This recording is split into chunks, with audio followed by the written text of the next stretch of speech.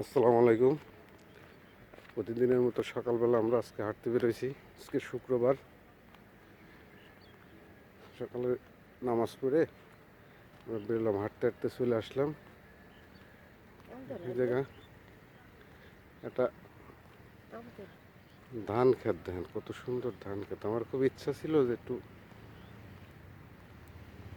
এরকম কিছু ফসল করার, তো নিজের জমি নেই তো। দেখেন আল্লাহ, সকালবেলা দেখো, সকালবেলা আকাশে চাঁদ দেখা যাচ্ছে, কি সুন্দর ক্লিয়ার। দেখছো? ওই দেখো, হঠাৎ করে আকাশের দিক চোখ যাওয়াতে দেখলাম চাঁদ একবারে সকালবেলা ক্লিয়ার দেখা যাচ্ছে।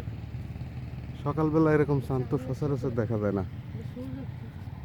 সূর্য তো এইদিকে, ওই যে সূর্য, সকালে সূর্য উঠতেছে আর এদিকে চাঁদ আছে আকাশে। আশ্চর্য ব্যাপার। আলহামদুলিল্লাহ। এই যে আমার ওয়াইফ আর আমরা হাঁটতে যাচ্ছি, হাঁটতেছি। দেখুন কত সুন্দর ক্ষেত। আমরা যে সময় ঢাকায় থাকতাম সেই সময় খালি চিন্তা করতাম যে আল্লাহ, বাড়ি যেতে পারতাম, বাড়ি যেয়ে এরকম মুক্ত পরিবেশে হাঁটে বেড়াইতাম। সকালবেলা কিছু কৃষি ক্ষেত খামার করতাম। আমাদের তো জমি নেই, এই জন্য আর কি করা হয় না। তারপরেও আমরা আমরা বাড়ির ভিতরে ছাদের উপরে আমরা ছোট ছোট করে গাছ লাগানোর চেষ্টা করি, গাছ লাগাই। কিন্তু ধান ক্ষেত আর করা হয় না। ধান ক্ষেতগুলি কত সুন্দর লাগতেছে, পাখিগুলি।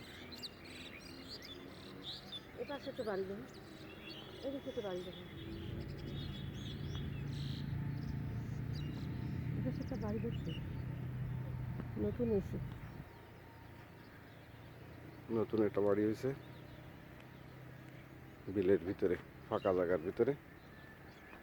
আমরাও চাইছিলাম যে এরকম কিছু করতে, তা আমাকে দ্বারায় সম্ভব হলো না।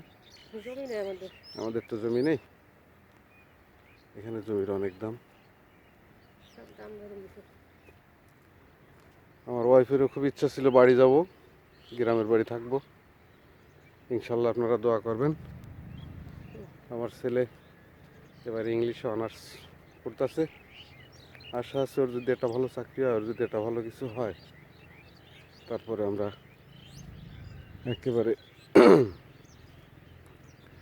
এরকম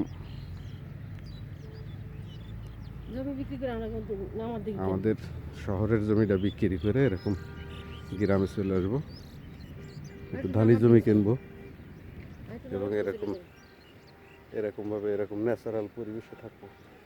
আমাদের খুব ইচ্ছা। আপনারা দোয়া করবেন, আপনারা দোয়া করবেন। তুমি কিছু বলবো? কি বলবো, হাঁটতে এসে পরিবেশ, সুন্দর পরিবেশ। আর প্রতিদিন তো আমরা ঝগড়া করি, আজকে করবো না। শুক্রবার একটা ভালো দিন, আপনারা দোয়া করবেন যে আমাকে ঝগড়াটি না হয়। আসসালামু আলাইকুম। আজকে এই পর্যন্তই।